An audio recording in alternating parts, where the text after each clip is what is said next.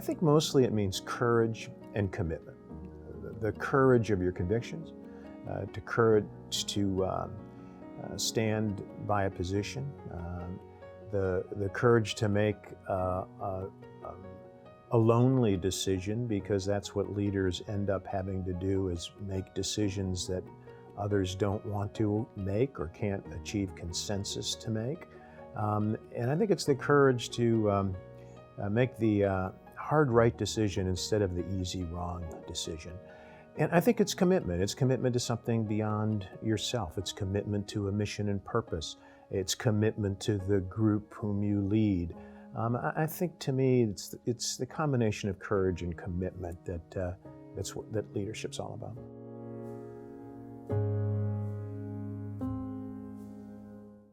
I would say through the example of great leaders who preceded me. I chose to come to Yale Law School because of the incredible leadership of so many graduates for so many decades before I got here, who, though I didn't know them, were role models in terms of the aspirations I had to make an impact on the larger world around me. And those examples very much included the people on the faculty to whom I had the great privilege and opportunity to be exposed. People like Burke Marshall, who ran the Civil Rights Division of Bobby Kennedy's Justice Department. People like Alex Bickel, who argued the Supreme Court, the Pentagon Papers case at the Supreme Court. I took courses from these people, and they were giants. They were giants in their day and giants as role models to me. So I think first on my list would be the examples of people who preceded me, the examples of the people I was exposed to while there, and the motivation of dealing with an incredible student body.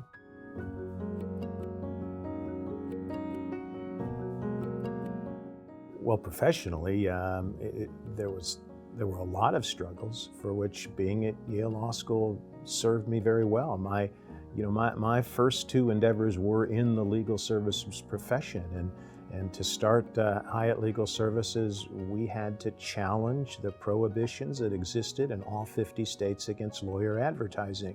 It was unethical to advertise, and I had to take on bar associations all around the country, and I presented the argument to the Ohio Supreme Court that led to Ohio being the first state in the United States to permit lawyers to advertise on television and radio. So one has to be willing to take on barriers that everyone tells you cannot be overcome. So that's one example. Hyatt Legal Plans pioneered the concept of employer-sponsored group legal services plans, which made legal care an employee benefit, a fringe benefit for employees. Same thing. It was unethical for lawyers to participate in such plans. Well, if lawyers can't participate in such plans, how could you institutionalize them in a way that, like medical care, working class folks could get legal care as a benefit of employment? And the answer was you couldn't without taking on that fight. So these things required leadership, and they required the confidence, going back to attributes of leadership, of courage and commitment. And there were many more. And my next company was a media company that sought to really open up the oligopoly that controlled distribution of content through cable television to every home in the United States. We wanted to start a new TV network. We could not get distribution because this oligopoly only handed out to a handful of other big corporations in the media business. And we wanted a small independent network that was going to pioneer new ways of communicating with the public. Couldn't get it. And together with I must say, a very prominent Yale Law alum, we challenged that industry with an antitrust case, and on the basis of the seriousness of our challenge, they backed down, and we got the distribution that enabled us to do something that otherwise would have been impossible. It's unfortunate that there get to be called ethics rules.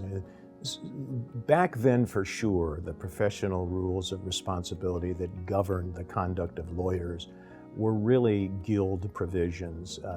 They were there to preserve the status quo, preserve the power of lawyers to do their own pricing, and to keep their guild intact. It was disheartening as a young idealistic lawyer to see that the organized arm of the profession functioned that way. Now, there were leaders in the profession seeking, like me, who at the time was anything but a leader. There were leaders of the profession seeking to challenge that. The best example being a professor here at Yale Law School, Jeffrey Hazard, who was the reporter, which is to say the drafter of the new rules of professional conduct, which were the first ones to take into account some of these challenges and start to reform those rules.